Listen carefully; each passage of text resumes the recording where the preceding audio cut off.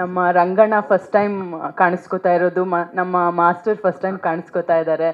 ರಂಗಣ್ಣ ಅಂದರೆ ನಿಮ್ಗೆ ಗೊತ್ತಿರ್ಬೋದು, ಅವರಿದ್ದರೆ ಆ ನಗುಗಲ್ಲಿ ಬರನೇ ಇರೋದಿಲ್ಲ. ಅದರಲ್ಲೂ ನನಗೆ ಅದು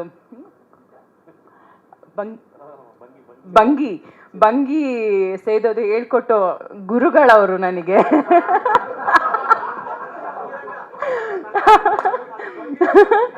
ನಾನು ಎಷ್ಟು ತಿಂಗಳು ಕಷ್ಟಪಟ್ಟಿದ್ದೀನಿ ಅಂದರೆ, ಇವ್ರು ಏನೇನೋ ಸಿಗರೇಟ್ ತಂದುಕೊಟ್ರು, ಏನೇನೋ ತಂದುಕೊಟ್ರು, ನನಗೆ ಆಗ್ತಾ ಇರಲಿಲ್ಲ.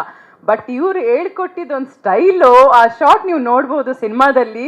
ಆ ಒಂದು ಶಾರ್ಟ್ ಮಾತ್ರ ತುಂಬಾ ನ್ಯಾಚುರಲ್ ಆಗಿ ಅದು ದೇವರನ್ನೇ ಲೋಕಾನುಭವ ನೋಡ್ ಕಲ್ತಿದ್ದು. ನಾನು ಸ್ವತಃ ನನಗೆ ಆಯ್ತಪ್ಪ.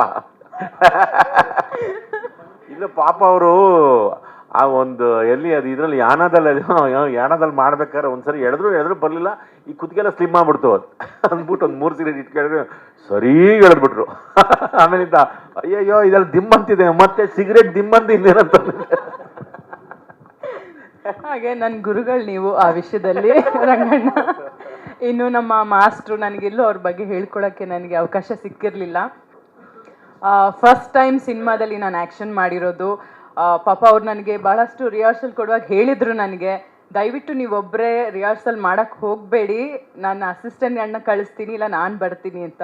ಅವ್ರ ಮಾತು ಕೇಳ್ದಿರಾ ನಾನೇ ಮನೆಯಲ್ಲಿ ಪ್ರಾಕ್ಟೀಸ್ ಮಾಡೋಕ್ಕೆ ಹೋದೆ, ಬ್ಯಾಕ್ ಫ್ಲಿಪ್ ಎಲ್ಲ. ಸೊ ಆ ಟೈಮಲ್ಲಿ ಸ್ವಲ್ಪ ನನಗೆ ಪ್ರಾಬ್ಲಮ್ ಆಗಿತ್ತು. ಸ್ವಲ್ಪ ಮಾಸ್ಟರ್ ಕೈಯಲ್ಲಿ ಬೈಸ್ಕೊಂಡು ಅನ್ಕೋತೀನಿ. ಆ ಟೈಮಲ್ಲಿ ತುಂಬ ಬೈದ್ರು, ಯಾಕಂದರೆ ಶೂಟಿಂಗ್ ಪೋಸ್ಟ್ಪೋನ್ ಆಯಿತು ನಮ್ಮದು ಒಂದು 20 ಡೇಸ್, ಮತ್ತೆ ನಾವು ಮುಂದೆ ಹೋದ್ವಿ. ಸೊ ಈ ಥರ ಬಹಳಷ್ಟು ಅಡಚಣೆಗಳು ನಮ್ಮ ಸಿನಿಮಾಗೆ ಬಂದಿದೆ. ಇನ್ನು ಮಾಸ್ಟರ್ ತುಂಬ ಚೆನ್ನಾಗಿ ನನ್ನ ಹತ್ರ ಫೈಟ್ ಮಾಡಿಸಿದ್ದೀರಾ, ಥ್ಯಾಂಕ್ ಯು ಸೋ ಮಚ್ ನಿಮಗೆ. ಇನ್ನು ನಮ್ಮ ಅನು ಅಕ್ಕ ನೋಡಿ, ಇವತ್ತು ಇವರೆಲ್ಲ ಇದ್ದಾರೆ, ಪಾಪ ನನಗೆ ಒಂದು ಲೇಡಿ ಅಂತ ನನ್ನ ಜೊತೆಲಿ ಇವರೇ ಸಾಥ್ ಕೊಡ್ತಾ ಇರೋದು. ಥ್ಯಾಂಕ್ ಯು ಸೋ ಮಚ್ ಅಕ್ಕ.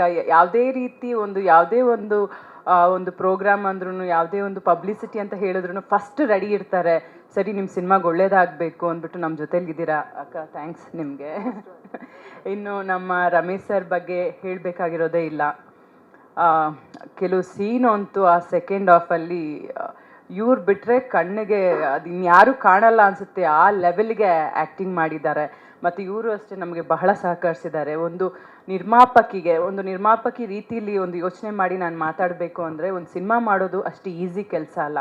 ನಾವೊಂದು ಸಿನಿಮಾ ಮಾಡ್ತೀವಿ, ಅದನ್ನು ಸಿನಿಮಾ ಆದಮೇಲೆ ಅದು ಜನಗಳಿಗೆ ತಲುಪಿಸ್ಬೇಕು ಅಂದರೆ ಆರ್ಟಿಸ್ಟ್ಗಳ ಸಪೋರ್ಟ್ ಇಲ್ಲ ಅಂದರೆ ನಾವೇನೂ ಮಾಡೋಕ್ಕಾಗಲ್ಲ. ಇವತ್ತು ಆ ನಿಟ್ಟಿನಲ್ಲಿ ನಮಗೆಲ್ಲರೂ ತುಂಬ ಸಪೋರ್ಟ್ ಮಾಡಿದ್ದಾರೆ. ರಮೇಶ್ ಸರ್ ಇರ್ಬೋದು, ಅನು ಅಕ್ಕ ಇರ್ಬೋದು, ಮಾಸ್ಟ್ರು ರಂಗಣ್ಣ, ನಮ್ಮ ನಿರ್ದೇಶಕರು. ನನ್ನ ಅಣ್ಣನ ಬಗ್ಗೆ ಹೇಳಬೇಕಿಲ್ಲ ಅಂದರೆ ಮನೇಲಿ ಹೋಗಿ ಬೈತಾನೆ, ಎಲ್ಲೋ ನನ್ನ ವಿಷಯನೇ ಮಾತಾಡಲ್ಲ ನೀನು, ನಾನು ಇಷ್ಟು ಕಷ್ಟ ಬೀಳ್ತಾ ಇದ್ದೀನಿ. ನನ್ನ ಅಣ್ಣ ಯಾದವಣ್ಣ ಇವರೆಲ್ಲ ತುಂಬ ಸಪೋರ್ಟಿವ್ ಆಗಿ ನಿಂತರು. ಇನ್ನೂ ಭಾಳಷ್ಟು ಜನ ಇದ್ದಾರೆ, ಎಲ್ಲರ ಹೆಸರು ಹೇಳೋಕ್ಕಾಗಲ್ಲ, ಕೆಲವು ಸಲ ಮರಿತೀವಿ ನಾವು.